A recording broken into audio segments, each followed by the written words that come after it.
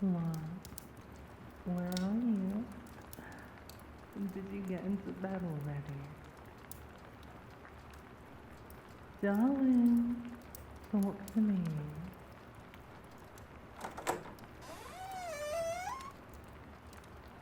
Oh, there you are. Did you miss me? mm. Mm. Yeah, I just got back. It was such a long day at work. Doubly so with you not there to keep me company. How are you holding up? You look a little tired. You feel cold. Darling, you're not getting sick, are you?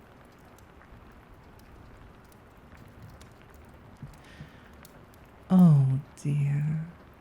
Come on, let's get under the blankets. Let's get you nice and warm.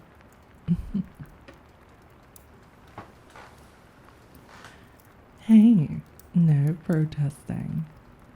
I can see that the terrible weather has done a number on you, and as your girlfriend, I'm declaring emergency protocols right now.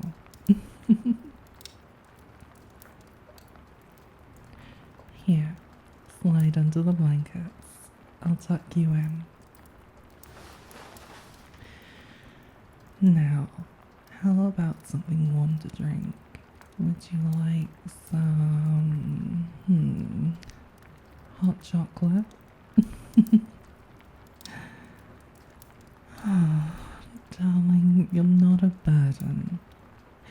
Taking care of you is my second favorite thing in the world. What's the first thing? Sweetheart, the first thing is getting to cuddle you, of course. Which is why I'm going to make you some hot chocolate, and then I'm going to be right back. Don't you go anywhere, okay?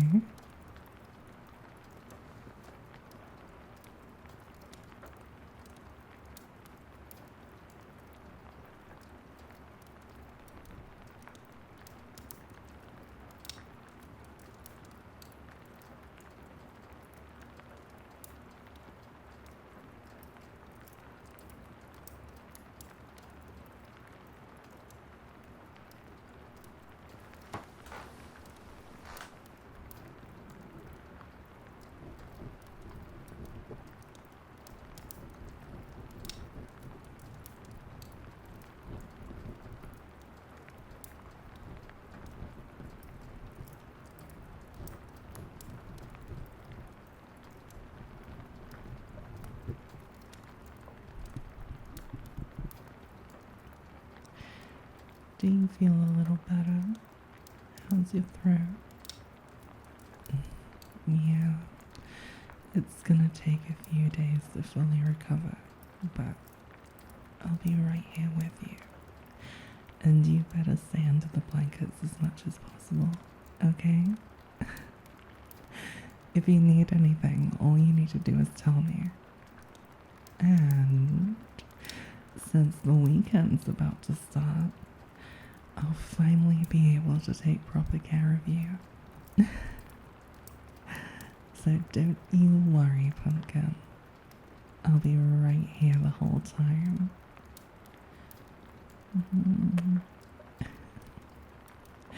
Now, drink up. Is the hot chocolate to your liking? Good. Oh, darling. If I knew you weren't feeling well, I would have left work early. Next time, please just call me. Don't hesitate. It's not as if I'm gonna be mad. Oh, come on. Trust me. You couldn't be a bother even if you tried. I love you. So, with that, what can I do? Please tell me. Of course I'll keep holding you like this until you fall asleep. But what else can I do to make my darling feel better? Come on, there has to be something more I can do. It's okay, really. You have no need to be shy. How long have we known each other? Oh, really? You want me to tell you a story? Like one of those bedtime fairy tales? No, it's not weird. Not at all. You're absolutely adorable. I'd absolutely love to. Here, come close. First, we need to get you all warm and cozy. Yeah, lean into me. Just like that. I've got you, darling. Now, let's see. I don't know what this one's called or if you've heard it before, but the story goes something like this.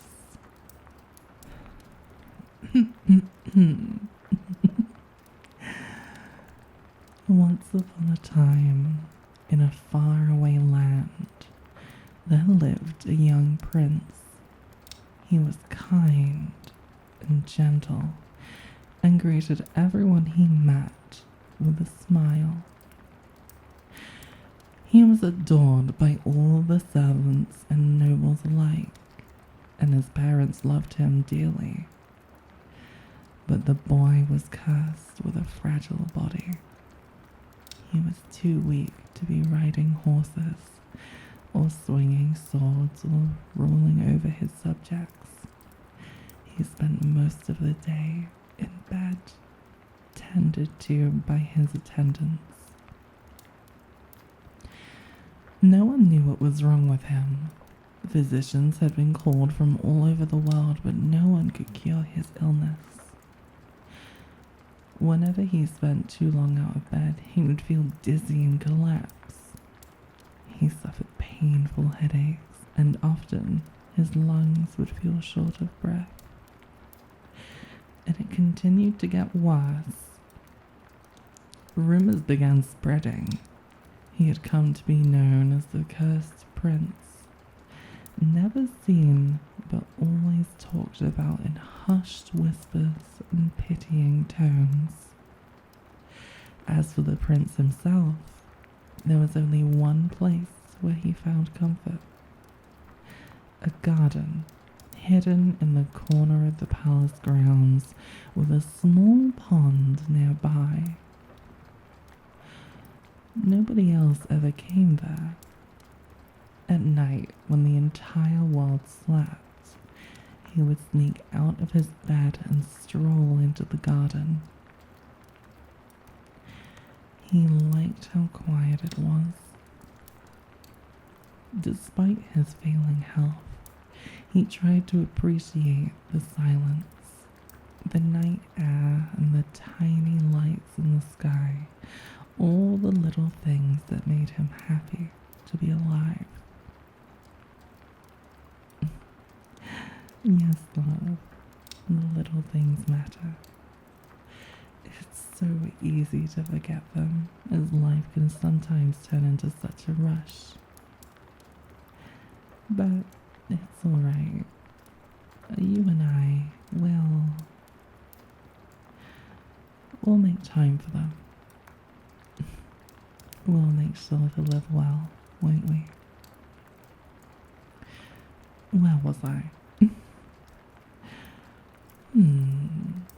The prince liked it in his garden. The night always made him feel lonely. Oh, right. But the night always made him feel lonely. He felt something was missing. from his life. He wanted to share the garden with someone.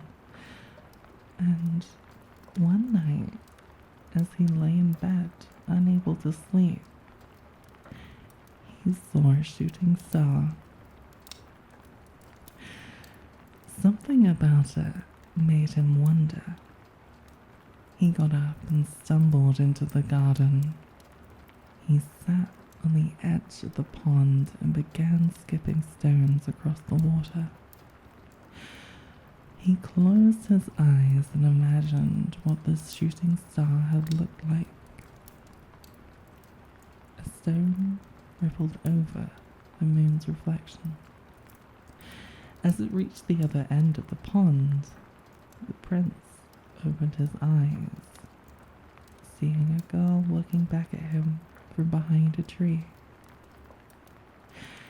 She was the most beautiful creature he had ever seen.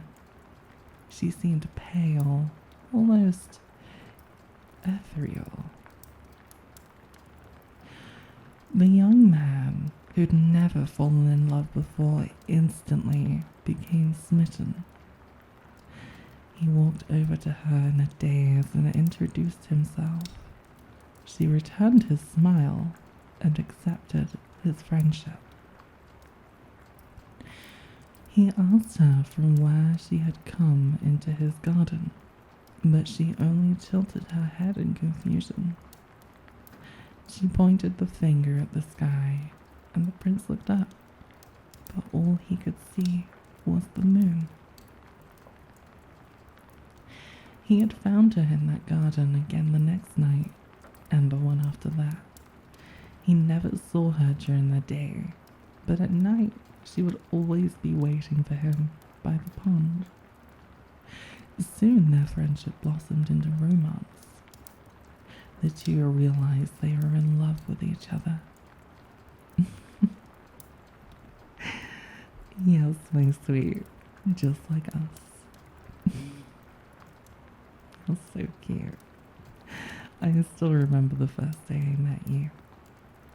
It was one of the most precious days of my life. You are the most precious thing in my life.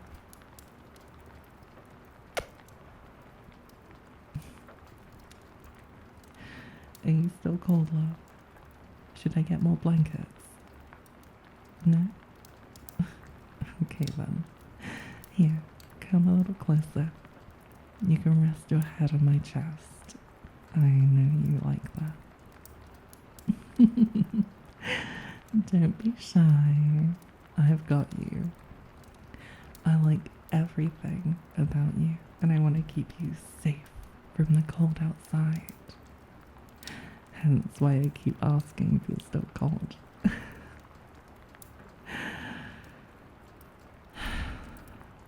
From the world outside, you're my treasure.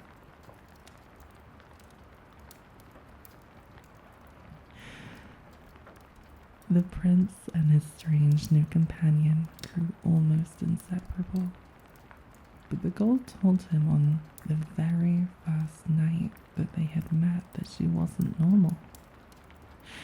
She wasn't from this world. Her tears had the power to grant life, to cure any disease, but before she could speak more on the matter to the frail prince, he stopped her.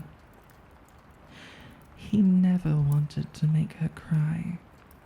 She made him feel happy to be alive, and that was enough. They continued meeting in the garden, night after night, under the stars skipping stones. But the prince knew how fleeting happiness was. His health continued to decline, and it was also at this time when the neighboring country declared war on his kingdom. Soldiers began invading the land, terrorizing his people. He couldn't stay away in the palace and watch his people die. he decided to march to the battlefield with the rest of his father's army. The girl was shocked, rightfully so. She begged him not to go, to run away with her in some place where the two would be safe, far away from the war. And he desperately wanted to listen to his beloved. He knew that he couldn't really change much by leaving, but he had to, you see.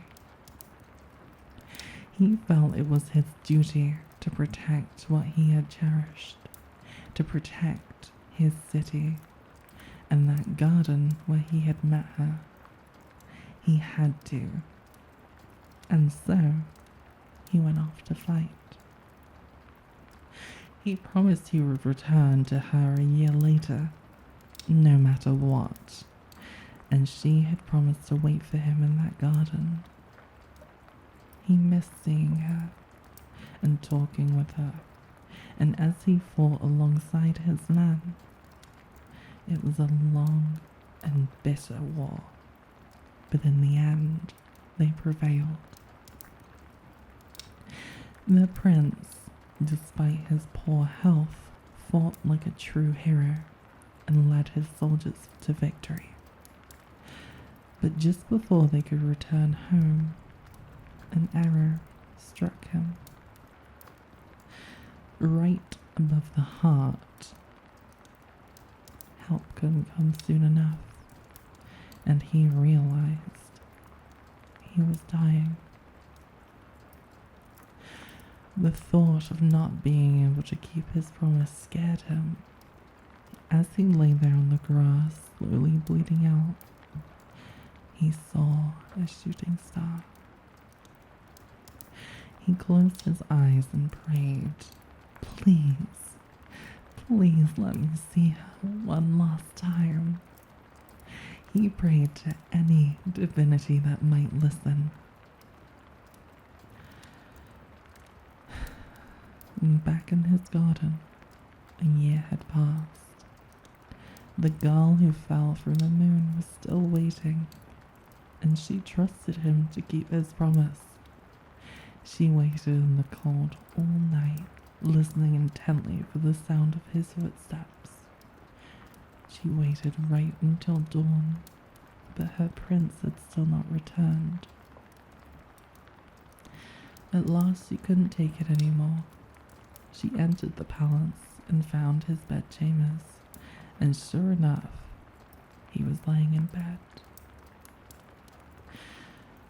Upon seeing her, he weakly clasped her hands and apologized for not being able to come to the garden. It was from that bed that he had seen the first shooting star. He was glad he got to keep his promise. Wishes do come true, he said, as his body began to turn to mist in the morning light. The girl understood. To keep his promise, he had returned to her from beyond the grave. For one fleeting moment, but she wasn't ready to say goodbye. She desperately clung on to the fading prince and began to weep. And it was then that the boy felt the tears falling on his face. His eyes fluttered open. His body was still his own. He got up, to the girl's surprise, and embraced her. The sound of laughter, clear as wind chimes, rang throughout the palace.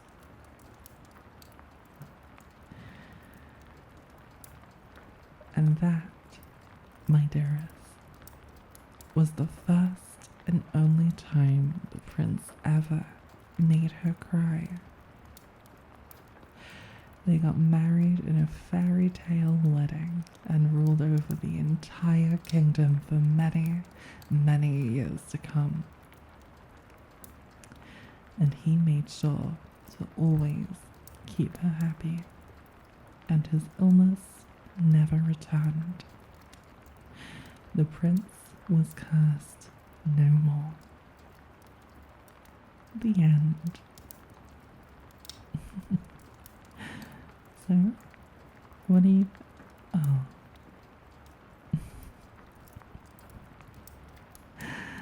And they fell asleep. How adorable. Mm-hmm.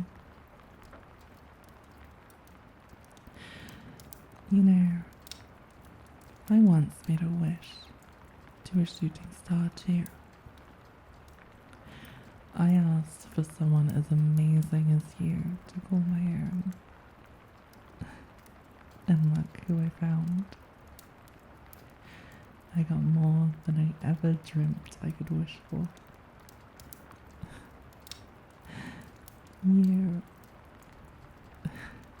You're the best thing that ever happened to me. You complete me. Look.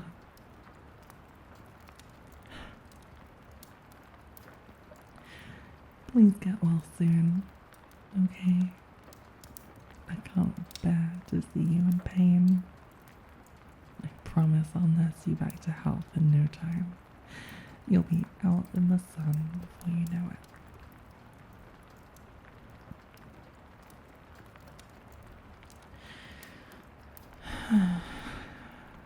They say the prince and his princess suddenly disappeared from the kingdom one day, after having passed it on to their children, and they were never seen again. The garden became lost to history, and so did their actual names, but it's believed they're still in a garden somewhere on the far side of the moon.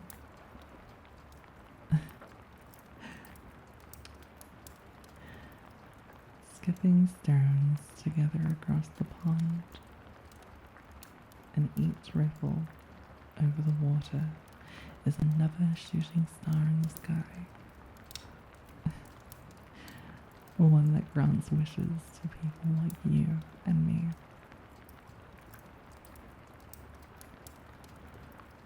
I hope to see another soon.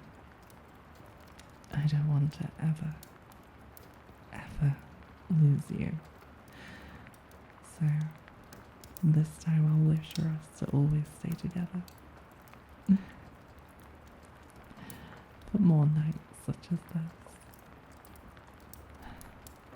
My darling.